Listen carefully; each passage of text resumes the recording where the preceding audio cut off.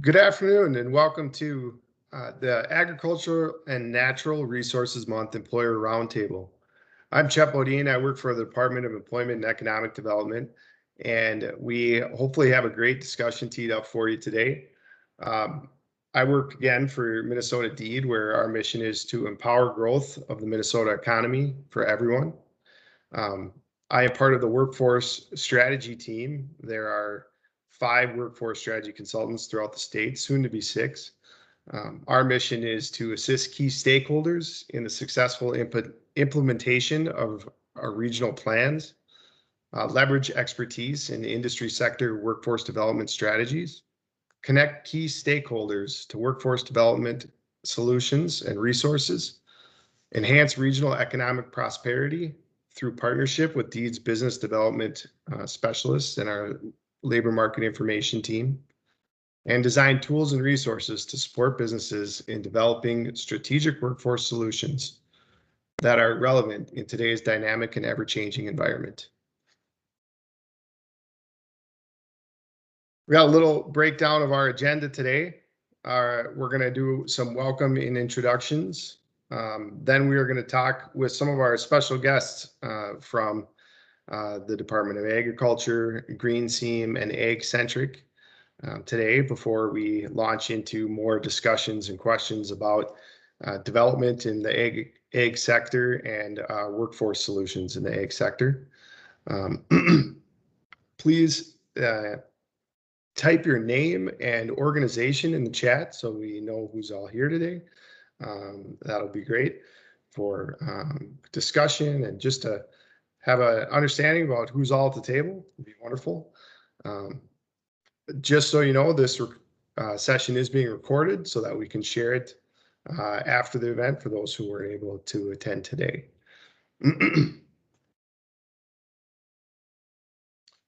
As I just mentioned briefly, we have a few guest speakers today. We have Jim Ostley from the Minnesota Department of Agriculture. Jim's here to talk a little bit about the AGRI Value Added Grant Program.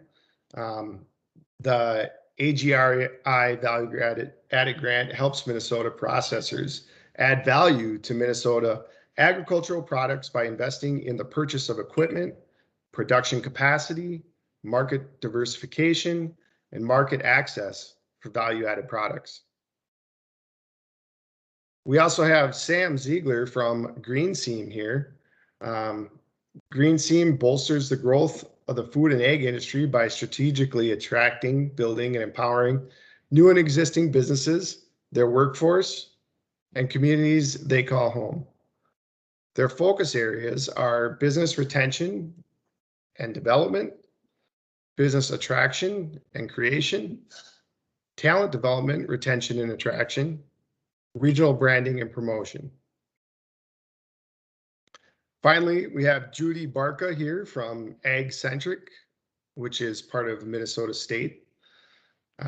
It's also known as the Northern Minnesota Agriculture Center of Excellence, and they promote innovative agricultural education by connecting education and industry to support lifelong learning, career success, and community leadership.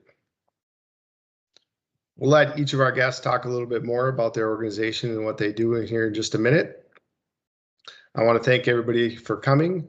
A little bit about how we will engage today.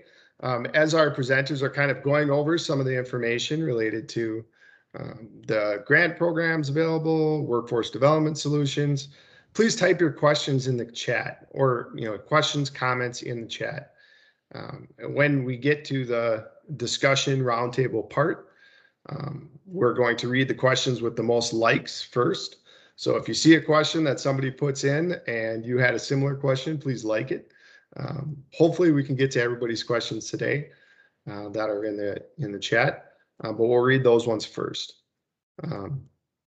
When that time comes, I'll unmute, whoever wrote the question that, received the most likes or questions that received the most likes. So you can actually ask the question in person. And if there are follow-up comments or questions, we can have those conversations.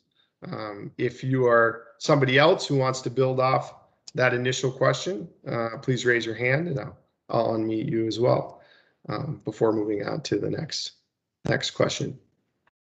And we'll go over this again after our special guests have time to talk about some of their programming and share some of their knowledge with us. So with that, without further ado, I'll introduce our first guest. It's Jim Osley from the Department of Ag. Jim's a livestock specialist and farmland coordinator for MDA, and I'll let him talk a little more about value-added grant. Well, good afternoon. I'm Jim Osley. I'm a livestock specialist with the Department of Ag. My roles typically include sustaining and growing the livestock industry in Minnesota, whether that's through marketing, Minnesota as a place to come and raise livestock or to become established here, working with local units of government on feedlot zoning issues, getting the next generation of farmers on the land through transition programming, and oftentimes assisting producers in finding staff or employees in situations where they may need part-time, full-time, whatever that may be, assistance. A big part of within the Department of Ag is grant programming and financing. And I'm going to talk a little bit today about our value-added grant. And feel free to ask questions afterwards if there's something that you don't quite understand, but we will begin right now. The value-added grant is through the Agricultural Growth Research and Innovation Program. Helps Minnesota processors add value to their products by investing in the purchase of equipment, production capacity, market diversification, and market access for value-added products. Example right here is Smoothie Sunflower Oil, just north of the Twin Cities. They are a cow-calf operation and also feed out some cattle. The sunflowers were kind of a side business that have become their main business, and they feed some of the byproducts of their sunflower oil company now to their cattle. So it was the sunflowers were the value added, and now it's kind of flipped and more of the cattle are the value added. Who is eligible to apply? Individuals, farmers, businesses, ag co-ops, local government entities. Basically, you got to be in good standing with the state of Minnesota and reside in Minnesota and be authorized to do business here. Examples of eligible applicants, individuals, basically everyone that I just listed, economic development organizations and nonprofits, and academic entities are not eligible. However, they can apply on behalf of another entity and act as a fiscal agent for eligible individuals or businesses. How are grants awarded? You basically explain how your project will increase the sales of Minnesota ag products and or increase market access. We want to fund projects that are going to impact many farmers.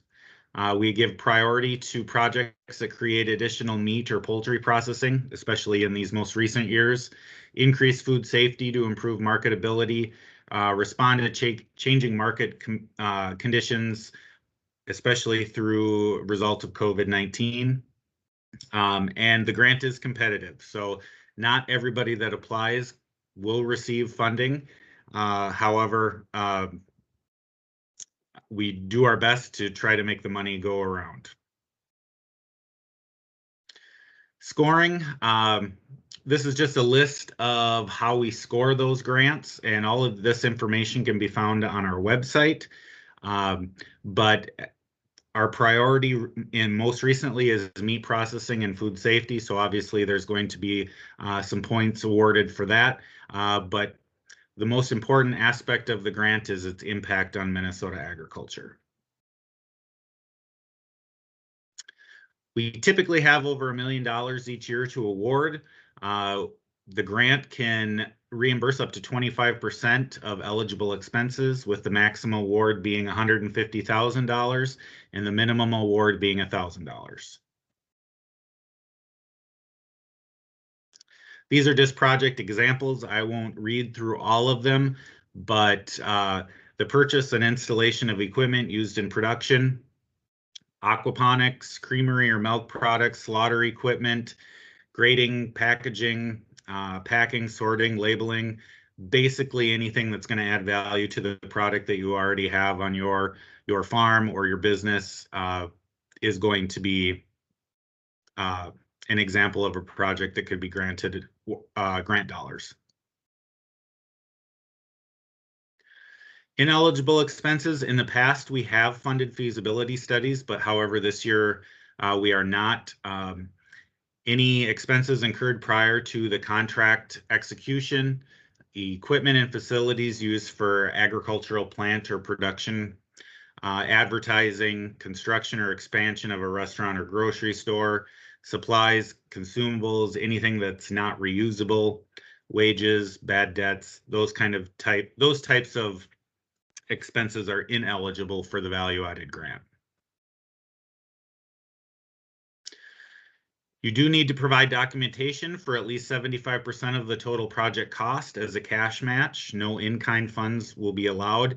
This can be in the form of cash, loans, other grants, not from the state of Minnesota, or liquid capital assets dedicated to the project.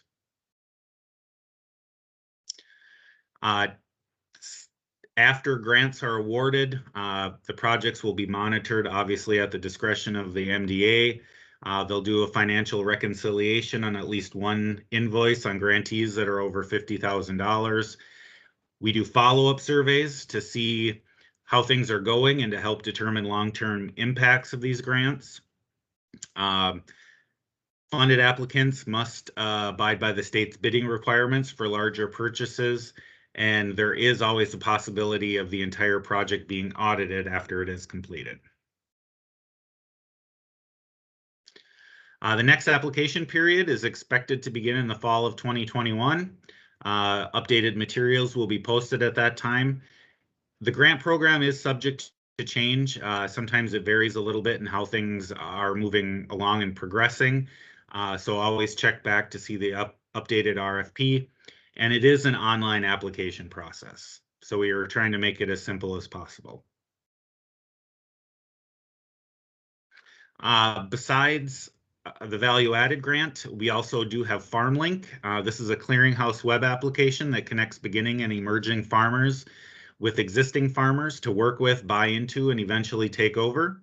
It also lists farms and land for sale.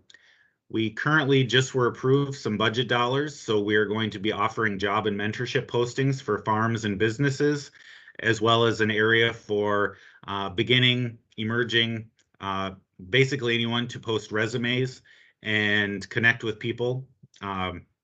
It's going to be an account based, so everyone can go in and edit, delete, whatever they need to do, and it will have a Craigslist approach in connecting people, and there's no charge to utilize the FarmLink web application.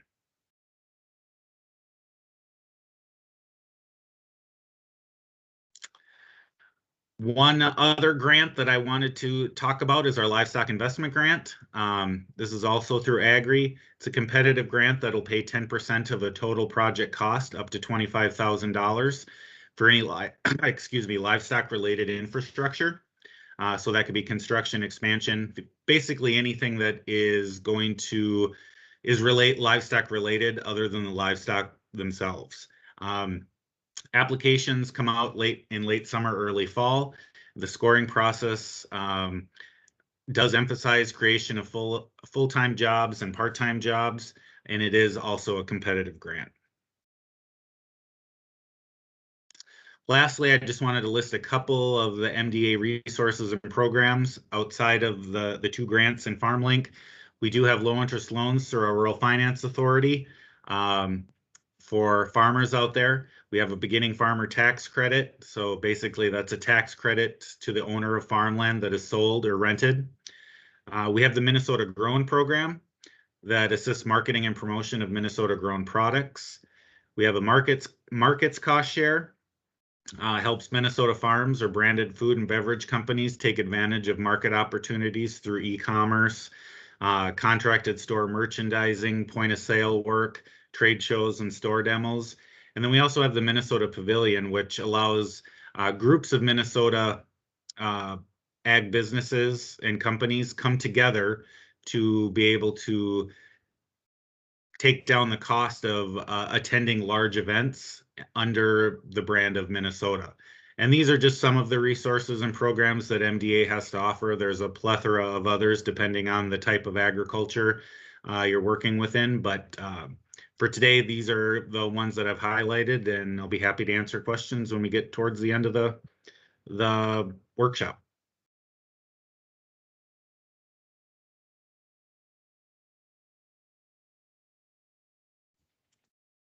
Great. Thank you so much, Jim. It's clear that there are a lot of programs that MDA has to offer and help people as they get into farming and develop new markets. Next, we're going to talk to Sam Ziegler from Green Seam, and Sam's going to talk a little bit about how those value-added grants are being used to develop some new markets and just some new markets in general that he's seeing, and some of the other work that they do at Green Seam. So, hey Sam, thanks for joining us. I think you're on mute still. There we go. Thanks for having me. I appreciate it. Great information you guys have at the Department of Agriculture. I think we'll see my slideshow come up here. Yeah.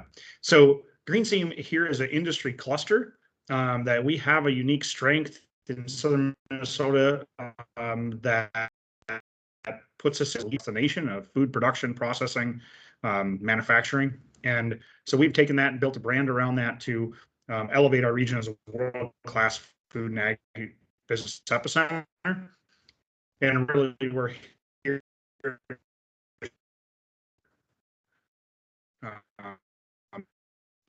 in the region. And so you a little bit. Do you want to try turning your camera off to see if that makes the audio go a little stabler? You're cutting in and out really bad. Help them grow their business, help them grow that community and that work. And so that's what we're here for. So if there's any need or services that you're looking for, you can definitely reach out to us. I'll dive in here to the next slide. We talk about a little bit of, Chad did say what our kind of focuses are. And those are really, how do we help existing businesses expand? Most of the growth within a community is from existing businesses. And so how do we make sure we retain them, and how do we help expand them? How do we help attract the new companies that fit into this supply chain? How do we work with the startup companies? Which when we talk about newer, growing, younger companies, the value-added grant has been a key item for them to be able to grow, to add value to our Minnesota crops with an awesome program that Department of Ag runs there. Talent development, it's a challenging one right now in the marketplace, but we're looking for ways to make sure we match those businesses with the education system in our region or other resources that they can make sure they find those employees or can retain them by finding housing and keep their business going. And then lastly, it's really, the regional branding is really about shouting out of all these cool companies we have here. Many of the companies in ag and food they don't have a shelf store brand name that you might know them as. They're working in the backgrounds, providing equipment, technology, and sometimes we got to echo a little voice for them because you don't see them, you don't recognize them. But that's kind of our 4 focus areas. We got over 45 volunteers that work on those committees and help guide us in our work that we do.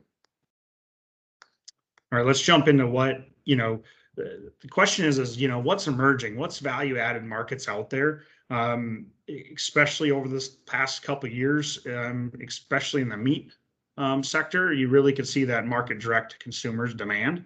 And it's Department of Ag is spot on. Let's expand that. Let's give additional points for that industry because there's a demand from it from a consumer standpoint. There's also a limitation to the systems that fell into challenges during COVID. But that continues to be a large market that's expanding. Another one that you may have not thought about is the value of agritourism in communities and agriculture. People are so many generations now removed from the farm that they want to have experience of that.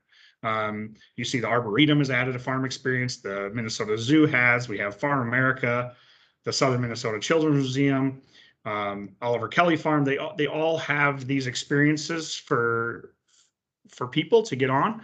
But then you can dive into the next part of what people are paying for to get out in the country and see production agriculture, see how it's growing. And you could think of this some way in the middle between also some of the cheese manufacturing on local dairy farms, right? As people are getting out for the experience as much as they are for the exact product.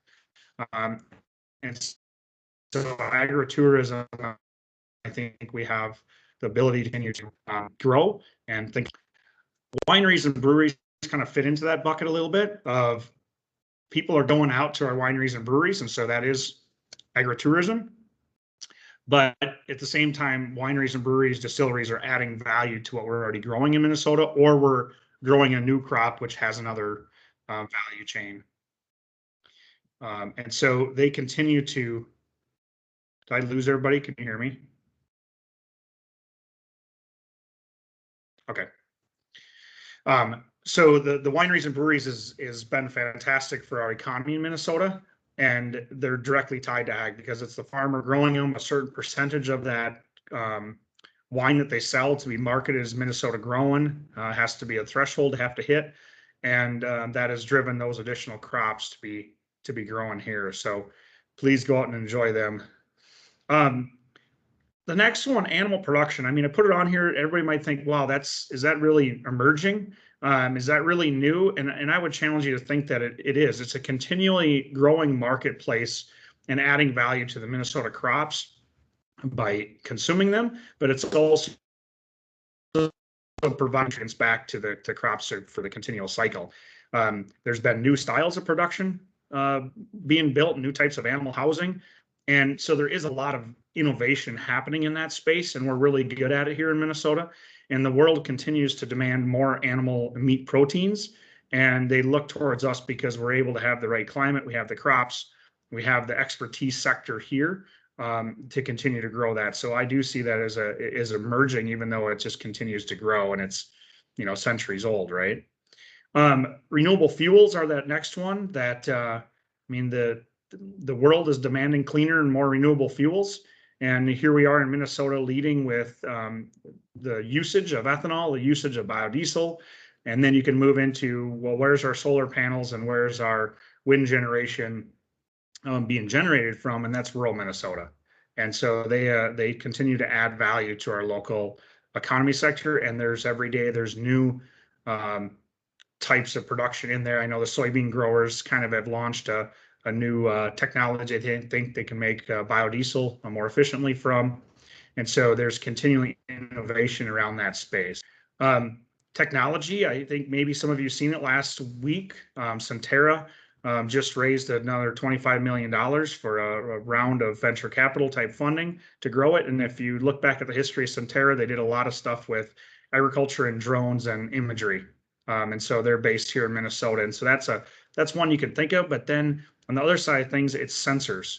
The direction that sensors have went to be able to capture all kinds of data from the farm through the supply chain is pretty impressive. And so there's been a lot of technology come on the last few years that has really provided a lot of insights to things that we can improve or do differently. And lastly, the supply chain. Anytime there's a disruption in the system, there's a chance for emerging or there's a chance for innovation. And if the supply chain was probably challenged in the last 18 months more than it ever has been in decades. And so through that, there's going to be innovation of new products that consumers want. There's definitely innovation on that logistics and supply chain and how to get that consumer that food, that product that they're demanding and offering. And I see Minnesota here as being one of those leaders in that supply chain innovation. And so these are some of the emerging things that I'm seeing from green consumer, working with companies to talk more about those. But that's kind of my list I want to go through to get your minds rolling, because we want to have a conversation at the last half of this meeting. So, okay, resources. I'm not going to spend a ton of time in each one of these, but these are resources that all help agriculture and natural resources, all have a play in it. Launch Minnesota is a program from DEED to help the entrepreneur. There's some grant fundings through there, and there's one heck of a awesome network of people across the state that are all focused on this, that can help out, from workspace or co-working spaces through expertise, business planning, etc. So if you have a business or know people that are starting a new business or a product, Launch Minnesota is one. For the bigger projects in the state, there's a federal program that most might not be aware of, but it's called the New Market Tax Credit. It's a really complex program, but in a large project scale, it's something that you don't want to overlook. If you're looking for grants or low interest loans, USDA Rural Development, USDA Farm Service Agency, they all have programs like that we should check out. With the low interest just naturally here today, maybe it's not as big of a deal, but it's important. Lost the screen. And then we have some others. I lost where I was at here, guys. Sorry. Let me grab my notes.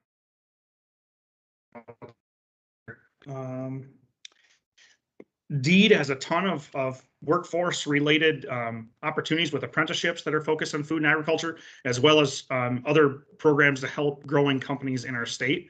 And so while you might not think of DEED when you think about agriculture, you should think about DEED when you think about businesses, and they have programs there that we need to stay attuned to as you're looking to possibly grow. The talent is one that that I know Judy will talk about a little bit, but Green Seam focuses a tremendous amount of time on talent due to the fact that the only way we can get our businesses to grow is that there's people able to do the jobs. And so we'd be happy to spend more time on that as we move forward. But with that, Chet, I'll turn it back to you.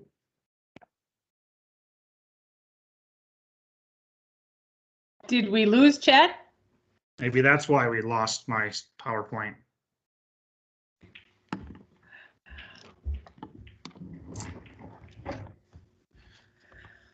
Okay. Go ahead. Can someone help us out and get the PowerPoint back? In the meantime, I can talk. I have no shyness about talking with, and I turned my video off just to make sure that I'm okay with the bandwidth and everything. But my name is Judy Barca, and I am the Assistant Director for AgCentric, the Northern Agricultural Center of Excellence. We're part of the Minnesota State College and University system, and a big focus of what we work on, what I work on, is talent and promoting the idea that there are really great careers and career opportunities to lead to a really awesome lifestyle working in agriculture. We have two centers of excellence. There's one located in the north based out of Staples. That's where I work, and one located in the south based out of Mankato, where Brad Schlusser is the director there. And so now I see the slides are back. I'm going to give it a minute, and I'll let Chet, if you get to the Minnesota Judy slides, that's where we need to be if we're moving. Thanks, Judy. Yeah, give me 1 sec. I'll get it right back up here. So as we look at, as part of the Centers of Excellence, we're always looking for ways to help share the message about what great opportunities there is in agriculture. And one of the things, it's always nice to be last because then you can hear what others have said and you can play off of that. And one of the things that I heard Jim talk about, and one of the things that I heard Sam talk about, was the need for talent. And to make things happen within the industry, we need to really grow that talent pool. And as we go forward on here, I think we lost Chet again. Nope, just 1 sec here. Oh, okay. But as we go forward here with some of the opportunities that are out there, we're going to really talk about the need for talent and to start recruiting that talent at a much younger age than at the college level. And when I say college, I mean 2-year program and 4-year programs. So we need to reach out to both of those levels to get students. Do you want to just scroll really? There we go. Go one more. Oh, keep going. Keep going. Right there. Okay, so one of the things I want to start with is when I work, I talk about, I will use the initials AF&R, which stands for Agriculture, Food, and Natural Resources. And it's pretty broad category. And so the other thing I'm sharing with you is on our Ag-Centric website, you can find this brochure that's listed, that's shown on here. It lists the different pathways that we identify as career opportunities in agriculture, food, and natural resources. And so we look at a very broad picture of what are agricultural opportunities, very broad picture. And my experience has been that D doesn't necessarily look as broad as what we do. We are hoping that to encourage you to look much more broadly. Will you go on to the next one, please? And it's very interconnected. We're going to talk a little briefly here about the importance of secondary education, post-secondary education, and industry, and the careers that are involved in industry, and how they're all connected. And I like this graphic because it really does show the different cogs in the wheel and how they all, when one turns, they all turn. So if you'd go on to the next slide, I want to show you a little bit about the growth in, go one more. These are numbers that are provided by Dr. Zane Sheehan from the Minnesota Department of Education. You can see the number of AF&R, Agriculture, Food, and Natural Resource programs across the state of Minnesota. You can see the number of teachers, you can see the number of students, and then of those students, the number involved in FFA across the state. And then down below, the 2 graphs down below show you the growth that we're seeing in the number of programs and the number of students. And the reason I'm sharing this with you is because when we start looking at where we have to introduce young people to the opportunities that are there, we have to start when they are still in high school and middle school. And so to see that growth, you have to understand that's where the growth is happening. The other thing I would tell you is that for many parts of the agriculture industry, when they're looking for talent, they're looking for students that have come through some type of a technical education program. And because of a lack of technical teachers, especially in industrial tech, FACS, which is family and consumer science, they're able to find ag teachers. And so ag teachers are filling and a lot of additional roles that they used to not necessarily fill. We have ag teachers that are teaching mechanics programs, they're teaching food science programs, they're teaching welding, they're teaching ag mechanics, they're teaching introduction to animal science, they're teaching a variety of things.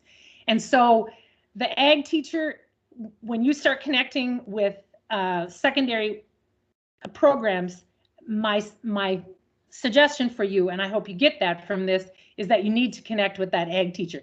Can you go on to the next slide, please? And then we look at post-secondary by pathway. Again, these are the pathways that we use. And you can see, I apologize for that this is only from 2018. Our numbers have been fairly steady up until COVID hit. We're not going to talk about that. But the numbers continue to be fairly steady in all of these programs areas, but we're continually trying to grow them. And that's part of what we do with Ag-Centric, with the Northern Center and with the Southern Center. That's part of our mission with the partners that we work with to grow these numbers. And on to the next slide, please. Excellent, thank you. How can we connect? So as we talk about Ag-Centric and the Southern Center, how can we connect with you as industry people? Think about the kinds of training that you need. Do you need credit training for credit, college credit, or can you use non-credit type training? We can work with you to connect you with a college to help you provide that training. Minnesota Department of Labor has a pipeline program, and it's part of providing training to people coming into a new industry or upgrading training that they have. And there's select program areas that they provide that in, but we can also be a partner with you in helping you connect you with colleges that can help provide the training. It was also interesting as I listened to both Sam and Jim talk about some new things, value added kind of things. They both mentioned meat cutting and the butcheries kinds of things. And we have a couple colleges that will be adding meat cutting and butchery to their offerings of programs. One will be offered, well, both will be offered, sorry, 22, fall of 22. They will be offered, one at Central Lakes College, one at Ridgewater. They're going to take a little bit different focus. They're both going to be looking at how can they provide training for people in the industry right now, and then how can we bring new people into the industry. The other one I wanted to talk about is technical applications in agriculture, which is a program through Ag-Centric and CASE, which is Curriculum for Ag Science. But that's going to have a focus on precision agriculture. And when Sam talked about the sensors and the use of sensors in so many things, we need young people or people that can be trained how to work with and repair those sensors, diagnose what's going on, and then fix and repair. Finally, the other thing I want to tell you over and over and over again, if you are not connecting with your local secondary school and or post-secondary school, now's the time to start thinking about doing that. And if you need help connecting with those schools, anything next to you, near you, or a specific school or program, please don't hesitate to reach out to us, because we can help you fill that talent pipeline, but we need you to help us share what the opportunities are in agriculture today. Chet, I believe that's the last one of my slides.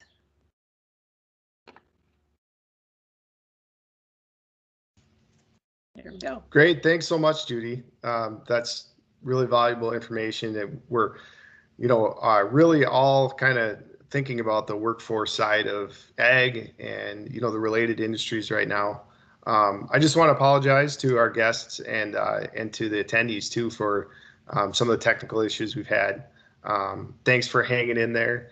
We're going to kind of segue back to some discussion. So I haven't seen a ton of questions in the chat, but if you have a question to ask or a comment or just want to participate, please just hit the raise hand icon and I will unmute you so that we can talk about some of the things that Jim and Judy and Sam all discussed and more if you have other things you'd like to bring up.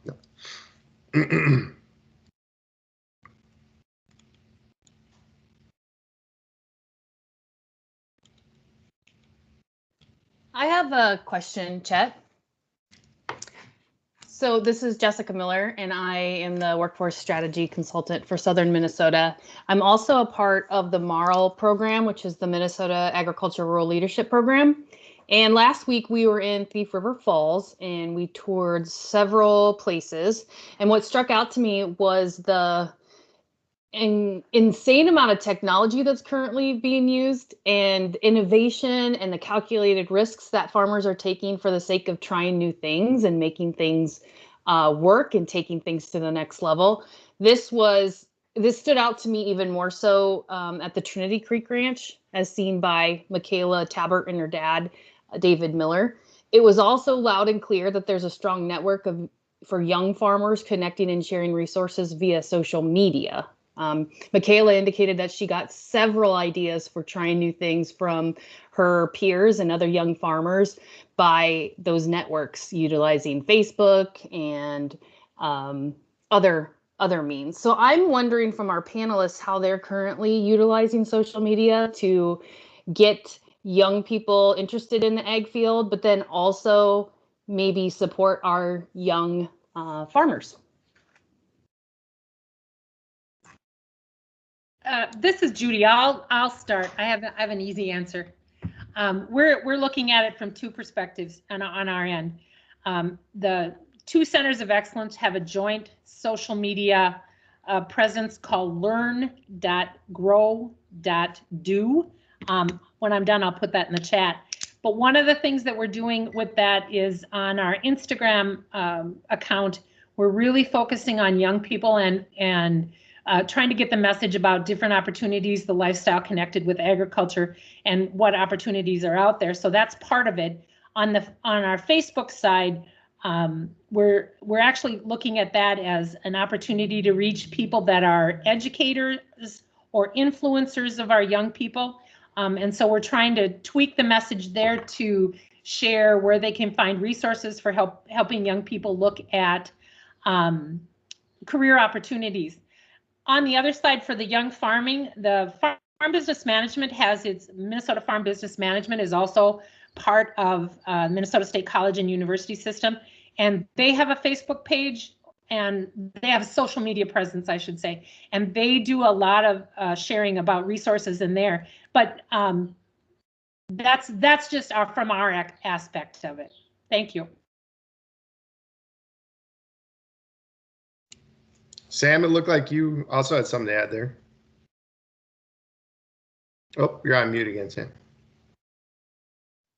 There we go. I should have that figured out by now. That's a key question of how we do that. I did just put a comment in the chat there, so you can find that there. But in addition to that, we surveyed businesses and said, what are you doing for, getting students to be able to see what's behind the closed doors for a potential career? Are you paying for any potential schooling? Are you doing internship programs? Are you working with your local school? And there was a good response of and a fairly good percentage on many of these things that companies were doing. But I think, unfortunately, in this marketplace, we need more businesses to have their door open once or twice a year to all age of individuals, so that they can see what's happening there. What are you making? What are you accomplishing? And so I think there's that side of the shoulder, the view, and then there's the other side of the view of how do we get more of the conversation about these real jobs in our schools, and more time with these future that don't see the connection to ag, is they're not growing up in a farm family. And years ago, they would grow up in a farm family. The farm wasn't big enough. They'd want to find something else in agriculture. And today, that's not the case. And so how do we get students that have no connection to the farm to see that the food or the ag or the natural resource sector would be one that they want to learn about, and one that they think is a career that can really support themselves, and their family? And so what's happening in schools now across our state, and Judy, please add to this, but there's a boom in how many ag teachers are needed out there. There's a demand that they are an essential program to have a part of a school, and not just an elective that they got rid of in the 90s. And so this long term is part of that cog that Judy showed about how it's critical that at the younger ages we have those conversations. In a very specific situation, we seen Mankato High School system, which was about 8,000 students, has no ag program for 2 years ago. And so we worked directly with them to provide the data that showed how this is important to their region, and what companies are here in Mankato that are important and that they need talent. And we went from 0 students in ag 2 years ago to this fall, there's over 400 students registered for their ag classes. And they're adding on a greenhouse onto one of their high schools. And so I think it's information and data and partnership with businesses and higher ed to accomplish the long-term needs of our industry. Chet, can I add one more thing too? I agree wholeheartedly, second everything Sam just said. I want to give you a couple examples. It's really important for that local business to connect with their local program. But even on a broader basis, one of the things that I've seen just recently is Titan just came out where they're offering internships for juniors and seniors in high school to bring them in and take a look at ag mechanics, diesel mechanics as a career opportunity. That's huge, and it's a paid internship. But there are other things, the job shadowing, providing internships, providing speakers for classrooms, going to career fairs. I know that's not everybody's favorite thing, but that's really a way to connect with young people and to really share that message. And for those that are returning or workers that may be interested in changing jobs and getting into a new field, that same concept of job shadowing and internships, find out what you like and what you don't like. Yeah, that's helpful, Judy. And Judy's really good at this. If you haven't worked with her before, she's helped us work with a few ag employers to connect with high schools. I saw Steve Olson had put in the comments, a question along those same lines. And Steve, I did unmute your mic if you had any follow-up questions for Judy, or if, I don't know if she answered everything question, but go ahead. Well, and I guess, let her fill anything else that she wants to fill in, but I think that's a good idea. And you've said that before, is that, have the businesses connect with those local ag education programs. And it's, just got me thinking, are there successful, are there good examples, and how can somebody, how would you encourage them, those businesses to do that? So I guess if there's anything else to add to what you've already said.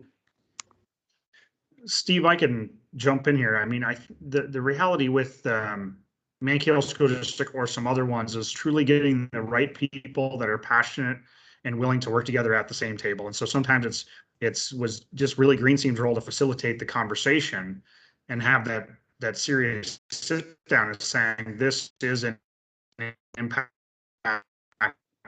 community in our future and insights why. And then ag teacher to start a brand new program. But if the person that's applying sees that there really is a large group of people behind them to help support a new program, they were interested. And I think that's the example that Green Team did, is we brought the right people to school district and the right employers together in the immediate area that said, we're in this for the long haul and we're gonna make this work. Because the ag teachers have multiple offers across the state now, or even outside the state, and they can choose where they want to go. And so if you want to impact your area, you got to be at the table, helping that school recruit that individual to build a new program. That's one example. So they've got kind of a follow-up to that. That's a great explanation. Are there things that we can do to be more intentional, to do that across the state, so be more consistent? So Green Team is filling that role for Mankato and probably surrounding communities, but is there something we can do across the state to help make some of those connections? And again, for any of the panelists.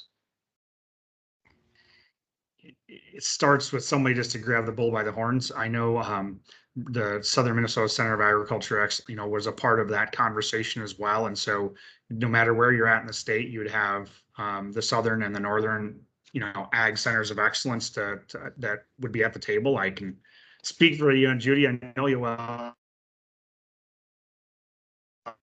That's to do that. That would be one example. The other example, businesses that see that they're also willing to invest, champion business, to be with the educators is critical. Unfortunately, some of that broke up, Sam, so I didn't catch all of what it was. And if others heard, that's great. The businesses need to be at the table at that early front, and they need to be brought in and asked. And if you don't bring it and ask them, they're not going to be at the table. Yeah. One of the things that we've seen in our work is that when it comes to bringing businesses, if a school district has someone that it's their responsibility to make the ask or to be connecting with businesses, that really helps facilitate bringing those across the state, bringing businesses in a wide variety of areas. In many cases, again, I'll go back to the ag teacher. The ag teacher is looking to build those connections, and so they're the ones maybe going out and making the ask. But if they could go, or the other piece that I would share is if the FFA alumni, people that have already been through the ag programs, they have an understanding of what the agriculture programs are. They're also connected to business. If there's a local FFA alumni chapter in a community, that's another source for connecting with businesses and connecting the school districts and the industry together. Yeah, it's clear that we need to have employers and businesses at the table for these discussions and driving a lot of the discussions, it sounds like. We did have some questions too prior to the event. We gave people an opportunity to ask a question when they're registering, and we had a lot of questions about seasonal workers. And I know at Deed we have support for bringing in migrant seasonal workers. But are you hearing, to the panelists or others, are you hearing employers are utilizing that? What trends are you hearing in kind of the seasonal workforce area?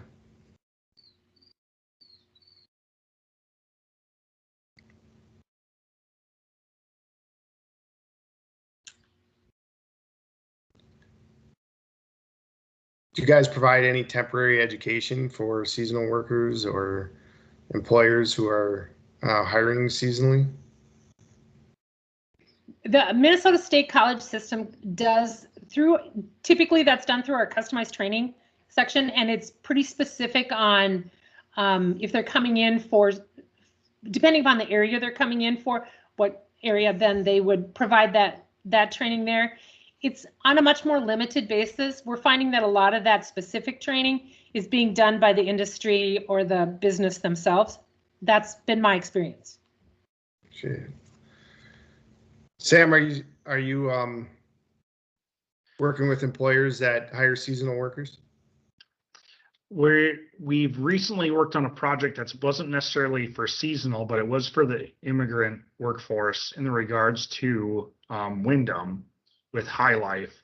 The housing was their limitation, which is crazy to think about all things. And so when you look at adding a couple hundred people to that area of the state, which already has a shortage of housing, they had to look outside the area. And so they ended up partnering with the city of North Mankato and taking over the management of an old hotel to shift that into workforce housing for High Life and Wyndham. And so that's been my most recent experience with immigrant workforce and trying to find solutions for problems that we have. And the problem was they had a way to bring up more workforce from their partner, from their existing plant in Mexico, but they couldn't find places for them to stay because it's so limiting on housing in Southwest Minnesota. So that's one example. It's not, I don't think quite what you were asking, Chet, but that being the closest I got. Oh, that's important because housing is an issue for immigrant workforce, but also just the seasonal migrant workers. I think it's a requirement actually to bring in seasonal workers from other parts of the United States to come work seasonally, and that can be a hurdle for employers. If there are employers out there listening here who have some experience like that and like to chime in, please do. Otherwise, I'm going to continue on and read another question about connecting farmers who are retiring with young entrepreneur farmers. And it looks like Jim took a stab at that. Well, he's working on the FarmLink program. Jim, did you want to elaborate at all on FarmLink and how that's going to operate? Well, FarmLink has been around officially since 2015. However, I've been doing it unofficially since I started 15 years ago. It basically offers existing farms that are seeking someone to transition to because they don't have an heir, but they'd like to see their farm stay in production, and be able to post information and connect with beginning or emerging farmers that don't have an opportunity to take over the family farm or are interested in ag and just don't have the assets or the equity to go out and purchase a farm,